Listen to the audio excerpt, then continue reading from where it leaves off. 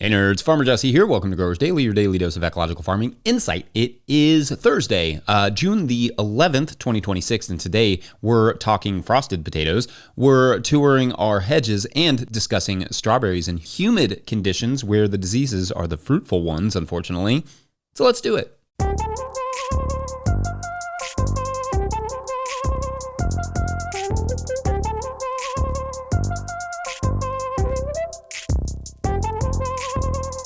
All right, lovely Thursday to you all. I hope everyone is doing well this week. It is the official World Cup kickoff today, which is, as promised, I will try to be as chill about as I possibly can be for the next month or so. Luckily, work should keep me relatively busy. Yesterday was a good example of that after the live show, which shouts to everyone who came out for that. That was super fun, as it always is.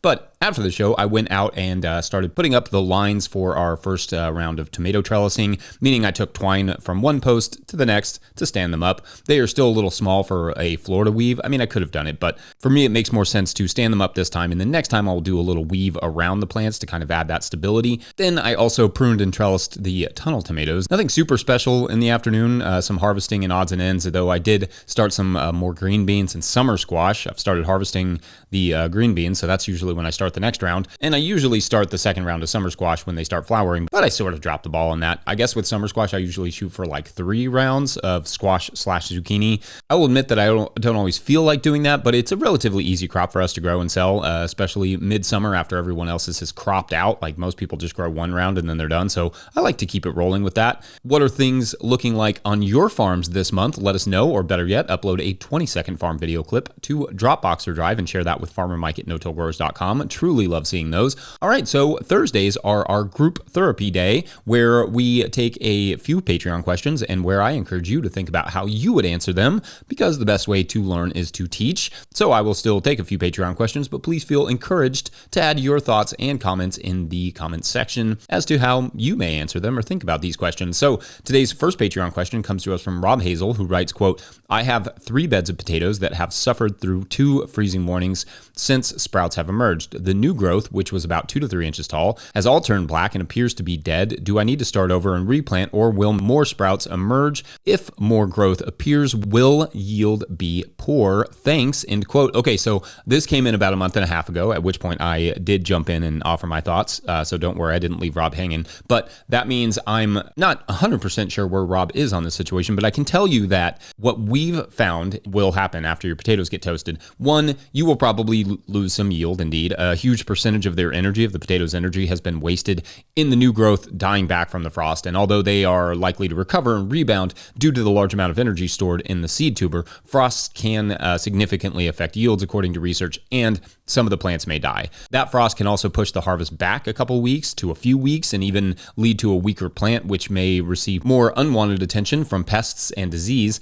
Things like potato beetles are the recyclers of the insect world, and if they sense an unhealthy or unhappy plant, they're going to take advantage of that. I've had almost no potato beetle damage over the last few years, except when the plants have been toasted.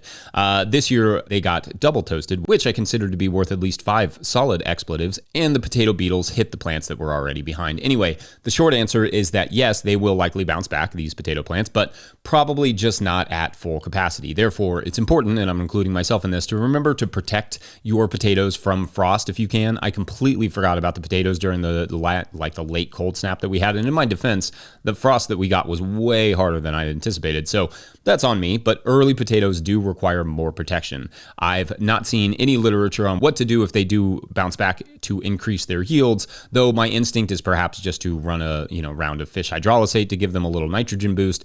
Maybe add a little bit of compost if you want. Anyway, hopefully they bounced back for you, Rob, and were no trouble. Chances are that most of them came back, but you may have had some gaps, just depending on how small the seed potatoes were and how many eyes they had on them when you planted them. Anyway, let us know, and we can always discuss this topic further. Listeners and viewers, what have been your experiences with the bad kind of fried potatoes? Let us know, and otherwise, we're going to take a quick break. When we come back, hedge rock, hedgerow, BRB. Here's a little update on the potatoes. They all look pretty good. I mean, you can see like they're starting to die back now. So it's probably harvest in about 2 weeks. There's still a handful of potato beetles about, but for the most part, they've recovered pretty well. The spots where they were the worst, which was like right here, and that mostly looks okay. Yeah. Today's episode is brought to you by GrownBy. Grow smarter with GrownBy, the farmer-owned cooperative. GrownBy is the platform for online sales of everything, custom and traditional CSAs, halves of beef, flower bouquets, wholesale to restaurants, and now GrownBy supports in-person sales too. Their new app, GrownBy Register, you can supercharge your market and farm stand, finally bringing together your online and offline sales and customer data. GrownBy is proud to make local food accessible by processing SNAP benefits online and in person right within the app. GrownBy helps you put your best food forward. Schedule a demo at coop.grownby.com/no-till. That's coop.grownby.com/no-till. All right, back to the show. A quick and loving reminder, if you, the listener or viewer, are enjoying this podcast, getting even a small amount of value from it, consider supporting our work over at patreon.com/no-till-growers. I will try to get to questions from everywhere that questions come in, but I will always get to your Patreon questions now. Today's second Patreon question comes to us from Patreon member Rhea Paulette, who asks, quote, "Can you please discuss your hedgerows some more? What species are included? How are they organized? What parts of your property are they on? How do you propagate them? I'm a backyard gardener and have been dreaming about hedgerows and living fences as long-term projects. Thanks," end quote. Yeah, sure. Happy to do that. Now, I should say we have operated somewhat timidly with our hedgerows on our new farm, and that's a little bit by design. What I mean is that I've learned over way too many farms that I've had that things and plans change. So we tried not to go too crazy with the hedgerows when we first started the gardens. And I honestly think that was more than the right call because we have moved plots around, resituated some areas, etc. The thing is, because we're on a limited land base even with good design, I could not have predicted some of the things that I learned about this land in terms of, for instance, the fact that there was a random drain tile leading right into one plot that wasn't on any of the soil surveys. So I had to completely redesign that plot. Luckily, I didn't have to tear out or move any hedgerows to do so because I waited to put them in. So the first 2 years where the hedge wedges are called, so-called because they are little wedges of ground between plots that are kind of angled because of the way our slope is. Anyway, in those spots, we planted mostly annuals and we didn't go straight to perennials. There was one area where we did put in some perennials like comfrey along with some bronze fennel, anisyssip, and other flowering plants because it was just not likely to move anytime soon because of just where it was. So we knew we could put some perennials there. The other spaces we weren't 100% sure about. So we just kind of left those in, mostly annuals. That same perennial spot now has some native elderberry and a lovely little native sassafras tree, which doesn't bring you anything. But if you do use a little bit of those roots in the branches, you can get a nice little sassafras tea out of. And I made root beer several years ago using the sassafras and it was delicious. It was a little boozy, but it was delicious. With the other hedges, we're slowly mixing in some natives in perennials and still doing some, like common flowers as well that we like, such as borage and amaranth and marigolds, etc., plus lavender and some others. So our approach has effectively been to take our time, learn the land a little bit, find some species that would work, and slowly insert them around our birdhouses, of course.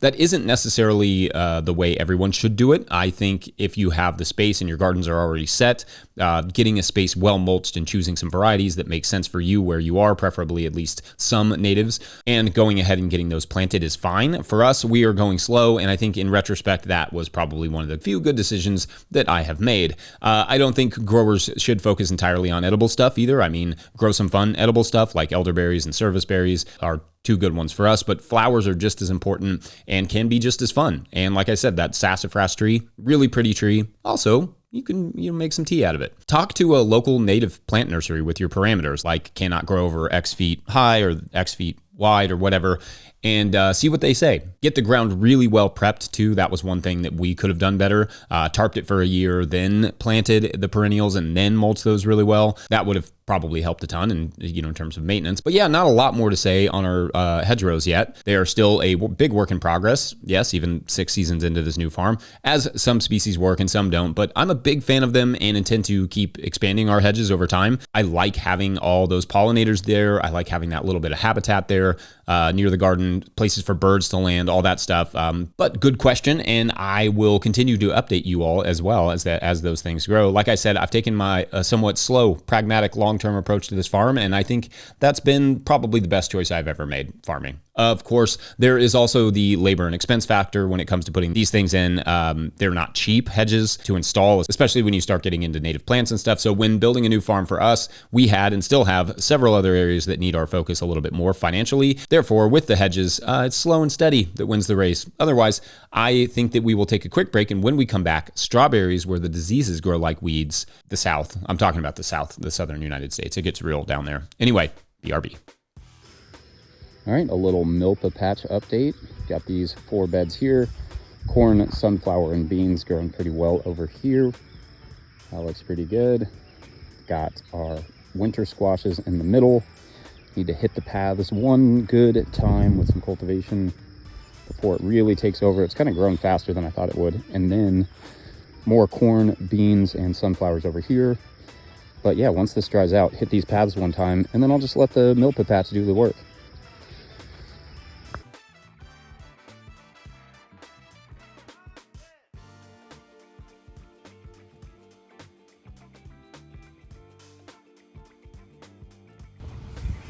Good afternoon, soil nerds.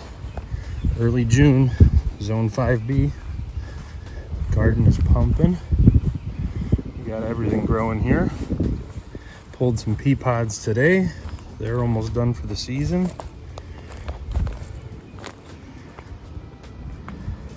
Soaking it up. All right, y'all. Farmer Mike here. Wanted to drop in to show you something that I thought was going to be terrible and turned out to be delicious. So I thought I'd share it with the good people of the world. Last night was feeling a little spicy, was feeling a little saucy, and wanted to do something new with my cherry tomatoes that are coming on strong. And so I present to you tomato lemonade. Now, hear me out here. It doesn't have a really strong tomato flavor, but just a subtle hint on the back of the old taste buds. Sweet as lemonade, it's delicious. All you do, take a handful of cherry tomatoes, crush them up, put some lemons in there, crush those up, a little bit of ice water, a little bit of sugar, mix it around, drink it. Thank me later. Try it. Let me know what you think. All right, our third and final Patreon question of the day comes to us from Myra Rosenblatt, who asks, quote, I grow strawberries from plugs I purchase in the fall. I compost the plants after production because perennial culture of strawberries is difficult here in Mississippi due to disease zone 8A, 8B.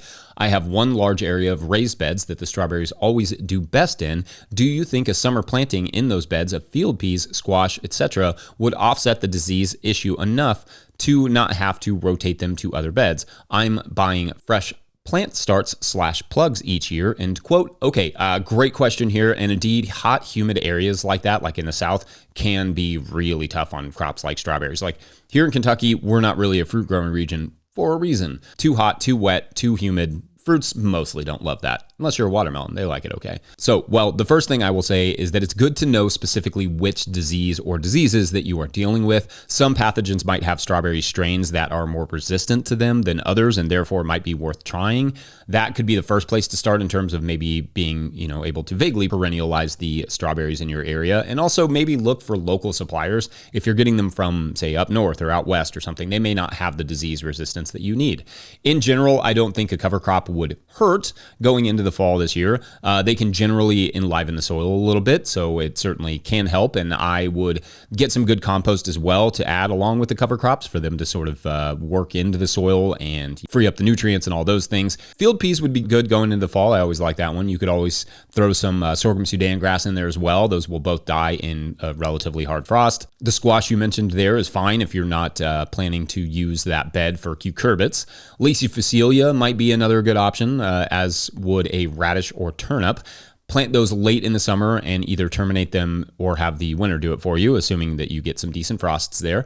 Now, the other thing worth considering is just a miniature tunnel over that bed. One of the biggest issues is just going to be moisture on the leaves and on the fruit, and having a little mini tunnel over that bed is something that you can put on and maybe take off depending on the season. That mini tunnel could not only, speed up the strawberry production, but keep them protected from staying too wet on the leaves and begging disease to come and find them. So yeah, maybe identify the disease that you're dealing with, look for some resistant varieties, and maybe just for goofs, try to add some new ones just to see how long they can hang. Also, if it's a soil-borne disease, maybe a round of mustard in your cover crop mix would help alleviate that a little bit before the strawberries go in. Give the soil a little extra compost and a little extra cover crop love. I'm always good with that. And then, yeah, consider a little mini tunnel that can be ventilated relatively easy, just at least for that bed. That should help. Though, of course, you are definitely in the region of plant pathogens. It's the state flower, I think, of the South, unfortunately. Anyway, listeners and viewers, you can feel free to add your thoughts. Otherwise, I think that is it for this Thursday. I've got some World Cupping to get to. Actually, I don't. I have like a ton of work to do, and then maybe I can get some World Cupping in this afternoon. Don't forget, No Till Growers is a nonprofit 501c3, so donations are tax deductible and greatly appreciated. Please make sure to like and subscribe and or follow wherever you're getting this podcast. That is an easy way to help us out as well. An enormous thank you to all of our show sponsors, and if you'd ever like to sponsor the show, you can reach out to Farmer Michelle at notillgrowers.com. Big thank you to Michelle. Big thank you to the No Till Growers Board of Directors. Huge shouts to Willie Breeding for the theme music, Mike Hilbert for the production, help, and editing, and my wife Hannah for absolutely everything in the world. Also, shouts to Epidemic Sound for the background music that you can hear.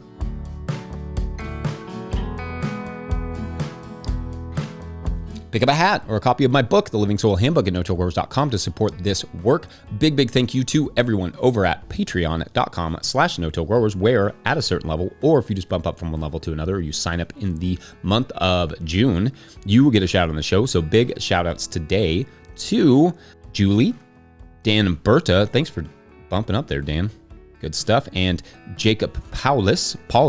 Shouts to all of you for keeping our story going this week. All right, so we're going to return to our gardener, Lynette, deep in Arkansas, speaking of the South, who grows something altogether different in her garden, and definitely not strawberries. That's not an easy one. But anyway, she grows something altogether different in her garden, and if the authorities knew what it was, there's no way they would allow it, or maybe not. This particular crop had been passed down to Lynette by a lady she met in the swamps one day near Gum Swamp in Arkansas in the national park. When Lynette was there to hike and get away, get stuff off of her mind, when she ran into an older lady on the trail who was harvesting lichen from a nearby tree. Lynette stopped to ask what she was doing, and the older lady said, harvesting magic. Intrigued, Lynette asked her, what could that possibly mean? And the older lady smiled and said, if I show you, you can't unsee it. And if you can't unsee it, you can't ignore it. What is it? That is for tomorrow on the Garden of Life, I guess. I guess we're just rolling with that. Anyway, thanks for watching and or listening. We'll see you then. Bye.